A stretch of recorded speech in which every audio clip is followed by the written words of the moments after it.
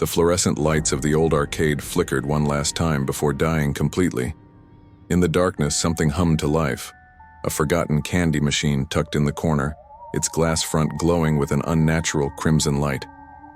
Inside, colorful treats swirled like a hypnotic carousel, and carved into the metal frame were words that seemed to pulse. 1 candy per soul. Choose wisely. Nobody remembered when it appeared.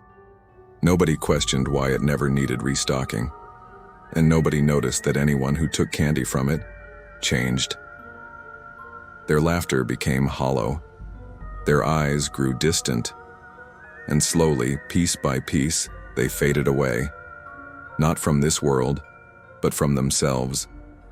Tonight on Halloween, 5 friends would discover what the machine truly hungered for, and only one would walk out with their soul intact.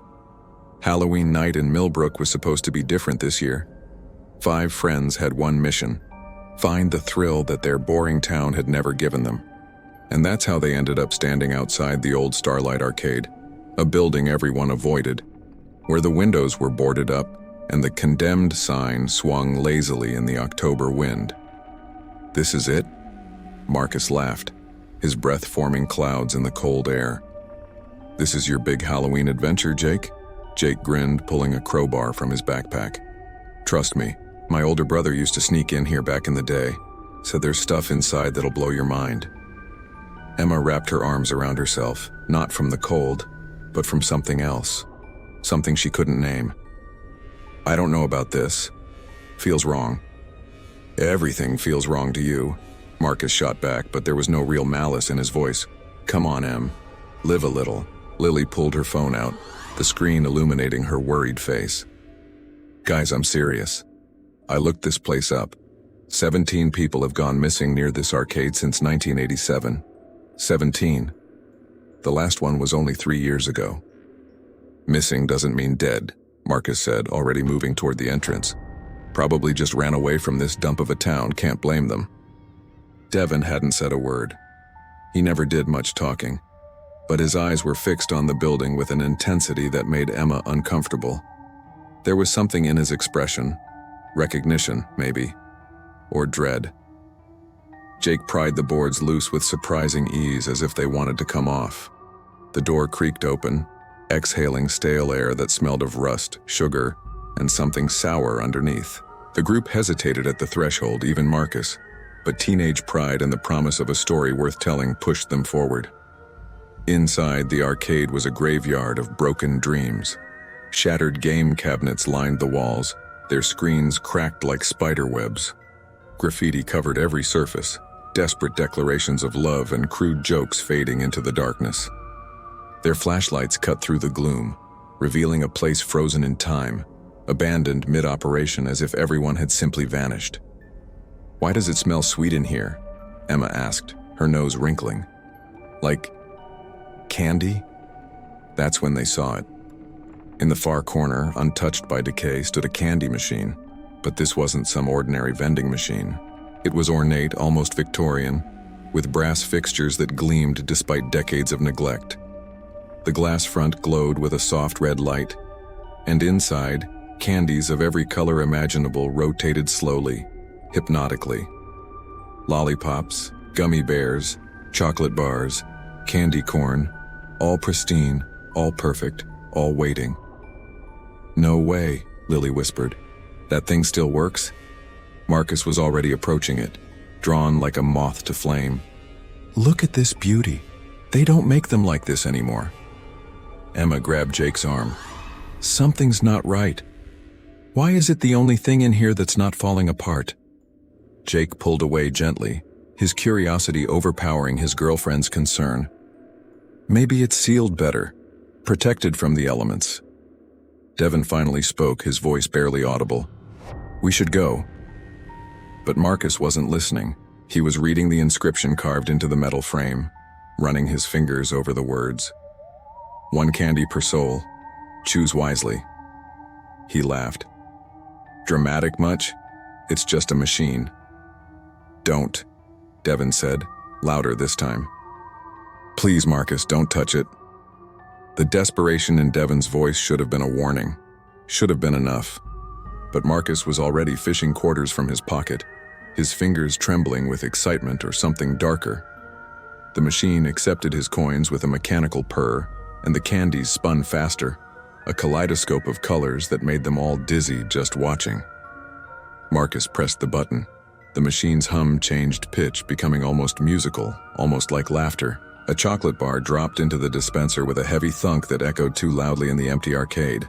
Marcus picked it up, the wrapper pristine and cold to the touch. See? Just a candy machine. You guys are paranoid. He unwrapped it slowly, savoring the moment, playing to his audience. Emma's hand flew to her mouth. Marcus, wait. Too late. He bit into the chocolate, his eyes closing in exaggerated pleasure. Oh man, that's actually amazing. Tastes like Halloween night when I was a kid. Like all the best memories rolled into one. For a moment, nothing happened. Marcus finished the bar, licking his fingers, grinning at their worried faces. Told you, nothing to worry about. Then his smile froze. Marcus's eyes went wide, pupils dilating until the brown of his irises nearly disappeared. He staggered backward, his hand clutching his chest. Marcus! Jake rushed forward, catching his friend before he fell. What's wrong? Talk to me. I can see them, Marcus gasped, his voice cracking with terror. Oh God, Jake, I can see them all. They're inside the machine. They're screaming. They're reaching for me and they're so cold, so hungry. See what? There's nothing there. Jake shook him, but Marcus wasn't seeing the arcade anymore. He was seeing something else, somewhere none of them could follow. Emma's hands were shaking as she pulled out her phone. We need to call someone, an ambulance. He's having some kind of seizure or hallucination. No signal, Lily said, her voice hollow. I've got no signal, that's impossible. I had full bars outside. The machine's red glow intensified, casting long shadows that seemed to move independent of their light sources. The candies inside spun faster, a blur of colors that hurt to look at directly. And something else was happening, something that made Devin sink to his knees. Marcus's face was changing, not dramatically, not obviously, but in subtle ways that were somehow more terrifying. His skin grew paler, waxy. His eyes, when the pupils finally contracted, were duller somehow, as if a light inside him had dimmed. When he spoke again, his voice was flat, emotionless. It wants more, Marcus said. It's so hungry. It hasn't fed in 3 years, and it's so hungry. Snap out of it, Jake slapped Marcus across the face, desperate, angry, scared. This isn't funny anymore. But Marcus just smiled, a smile that didn't reach those dead eyes. 1 candy per soul. I chose poorly, but there are 4 more souls here. Enough to make it strong again, enough to open the door. Lily was crying now, backing toward the entrance. We need to leave, right now. We need to... The door slammed shut with a bang that shook the entire building. Every boarded window sealed itself tighter, wood groaning as nails drove themselves deeper into frames. The machine's hum became a song, ancient and hungry, and in that red glow they could almost see faces pressing against the glass from inside, mouths open in silent screams. Devin stood slowly, tears streaming down his face. I'm sorry. I should have told you, I should have warned you properly. But it doesn't matter now. It won't let us leave. Not until it's satisfied. What are you talking about? Emma demanded, her voice shrill with panic. What is this thing? Devin looked at the machine, then at his friends, and the guilt in his eyes was crushing. My grandfather disappeared from this arcade 37 years ago. He was the first. And before he vanished, he left a journal. He wrote about the machine, about what it really is. It's not a candy dispenser, it's a trap, a soul trap. And once you take candy from it, it owns part of you, and it won't stop until it has all of you. The silence that followed Devin's confession was suffocating. Jake released Marcus, who crumpled to the floor, laughing softly to himself while tracing invisible patterns in the dust. Emma couldn't breathe. Lily had stopped crying, shock freezing her tears on her cheeks. Your grandfather? Jake's voice was barely controlled rage. You knew about this thing and you let us come here anyway? I didn't know we'd come here. Devin shouted back, the most emotion any of them had ever heard from him. You think I planned this? I've had nightmares about this place my entire life. But when you said abandoned arcade, I hoped it was a different one. This town had 3 arcades back in the day. I gambled wrong. Emma grabbed Devin's shoulders, forcing him to look at her. If your grandfather left a journal, then he found a way to warn people. That means he escaped. That means there's a way out. What did the journal say? Devin's laugh was bitter, broken. He didn't escape. He wrote the journal before he took candy from the machine. He knew what it was. He took it anyway because it promised him something. The machine doesn't just take souls. It offers you something first, a deal. Your deepest desire in exchange for feeding it. Marcus's hollow voice drifted up from the floor. It showed me my dad, alive again, smiling at me. Said I could have him back. All I had to do was bring it more souls. Just 1 more, then 2 more, then all of you. The machine pulsed with approval, its red glow warming like satisfied laughter. There has to be a way to reverse this, Jake said, his mind racing despite the terror. These things always have rules, right? In every horror movie, every urban legend, there are rules. Lily pulled out her phone again, hands shaking so badly she nearly dropped it.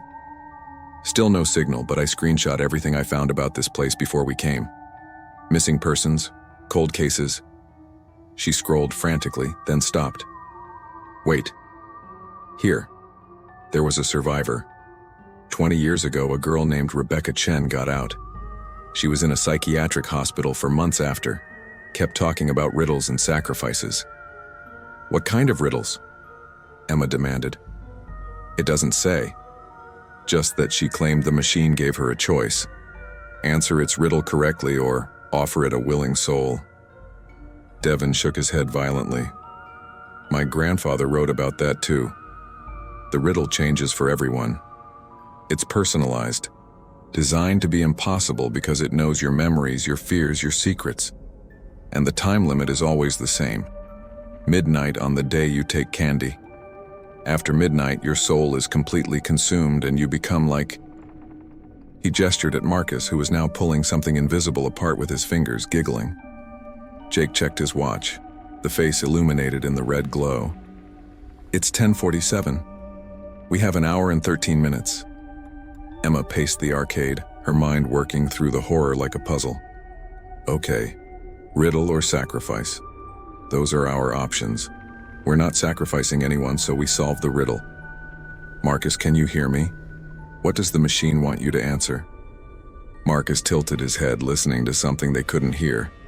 It's asking me questions, but they don't make sense. It wants to know. It wants to know what I regret most. What I'd undo if I could. What I'd trade all of you for. That's not a riddle, Lily said. That's just psychological torture. That's how it feeds.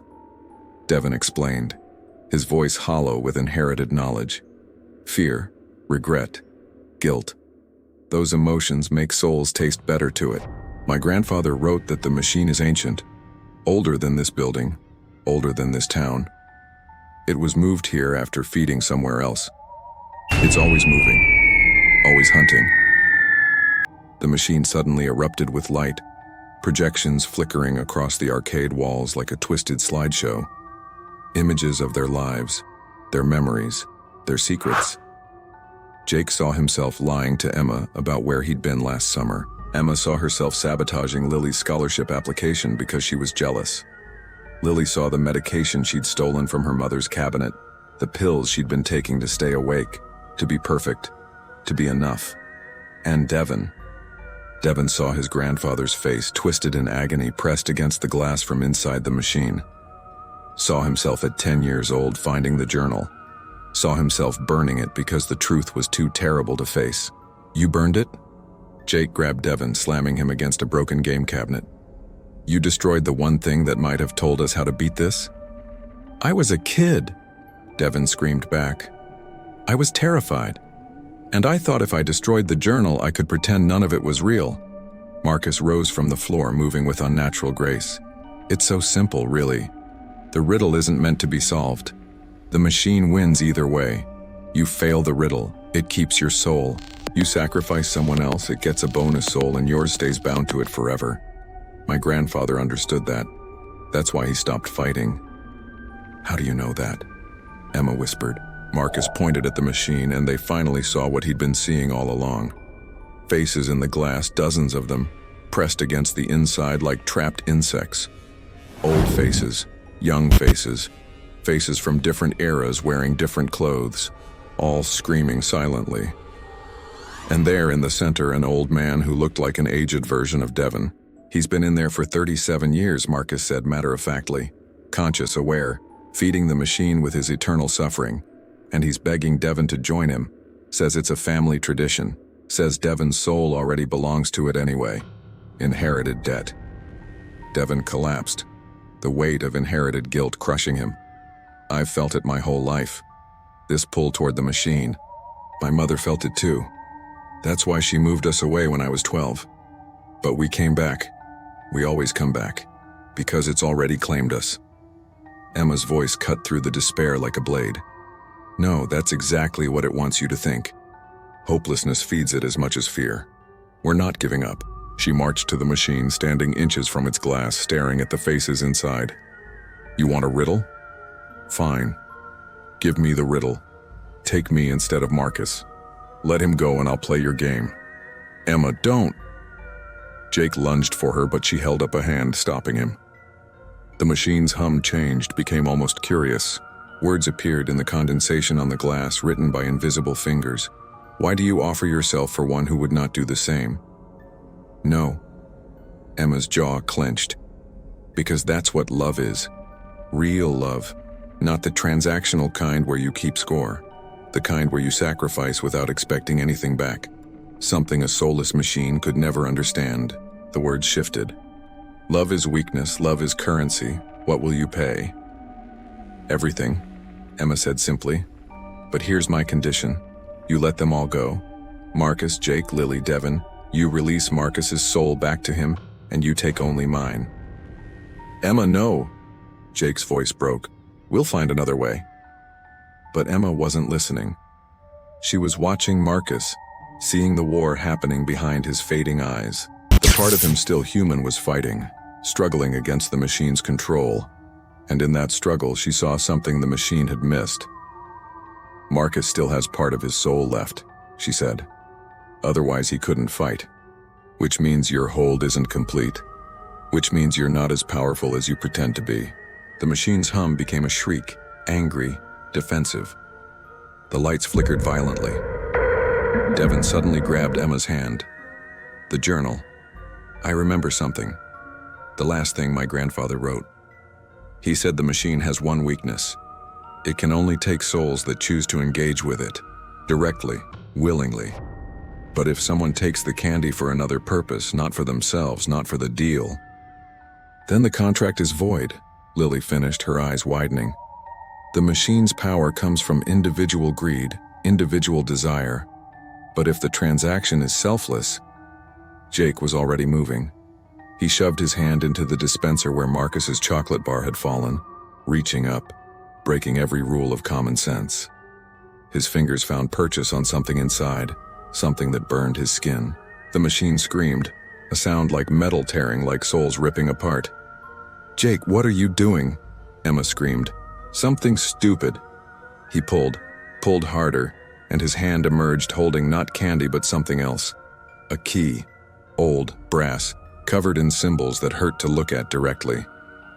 Devon, your grandfather, he left this inside, a way to free them. The key pulled him toward a panel on the machine's side that none of them had noticed before. He inserted the key, turned it, and the machine's scream became deafening. The glass front shattered outward, but instead of candy, souls poured out like smoke, like light, like butterflies made of memory. Marcus gasped, color flooding back into his face. I can't see them anymore, they're gone, the voices are gone. The souls swirled around Devon, and among them, his grandfather's face appeared, no longer agonized but peaceful, grateful, finally free. He smiled at his grandson, then dissipated into the night air like mist. The machine was dying, corroding before their eyes, rust spreading like cancer. The red light flickered, dimmed, died. And carved into the metal, new words appeared.